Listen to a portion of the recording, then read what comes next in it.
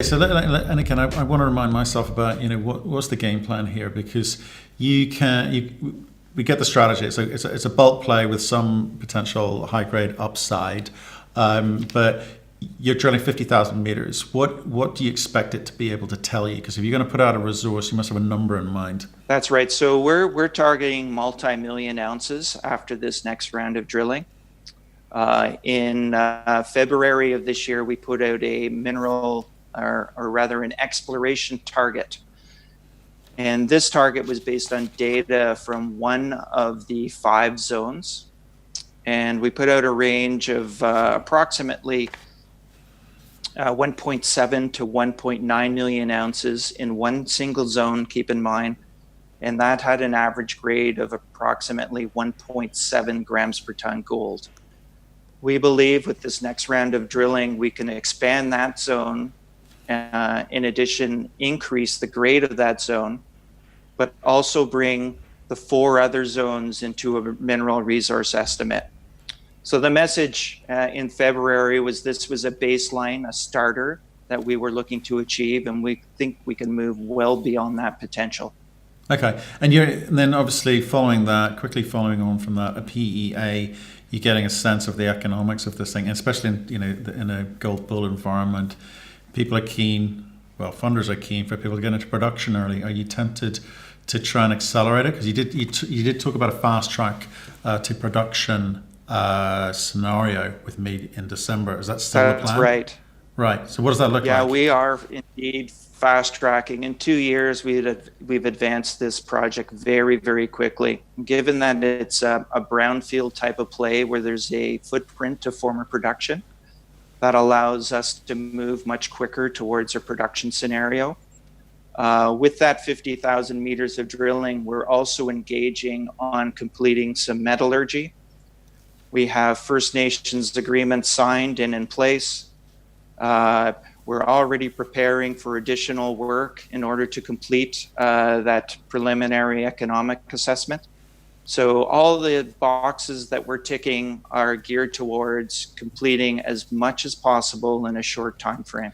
Okay, but that's kind of easily said, right? So a PEA Yes. tells you so much that no one's going to get interested in a company with a PEA unless it's showing something spectacular. There's a big room for error margin in a PEA. Where are you guys taking it through to, and what point do you exit? Like any junior with a very good project, of course, we would like to exit if a major company came along and offered an attractive value to shareholders. And so this is always in the back of our mind, how we create and generate more value for the company. And so part of that is because we are road accessible and there is a footprint from former production, it allows us to move ahead much quicker, and such that we're not cutting new roads. There is some metallurgical numbers from the past. 93% gold and 78% silver is what they achieved 30 years ago. It's a sophisticated area with the First Nations. There's a world-class gold copper mine within 45 kilometers of our project. So this is a proven and prolific area where you can build a mine. And we believe that with our treasury set at just over $10 million, we can achieve these 3 milestones within about a 12-month period. And I think that's a remarkable feat, given we are working in Northern Canada, and we do not need to go back to the market to acquire or build more capital in order to get this done. But I get what I'm trying to get at is at some point you will, unless you've decided what your exit point is, right? So you've got enough money to see through to the end of this year, and then you will need to go out, and if you are going to develop this yourself, you're going to need to raise some capital. But you're talking the language of someone who's building something for sale. Is that right? Correct.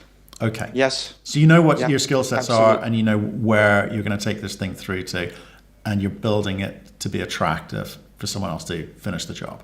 No question. That is the response. We are building this to a scenario where we'd like to be taken out. Yeah. Look, our skill set within management is very good. Senior management's been involved in new discoveries. We have put mines into production. So we've gone the full cycle of discovery to development, construction, and then finally production.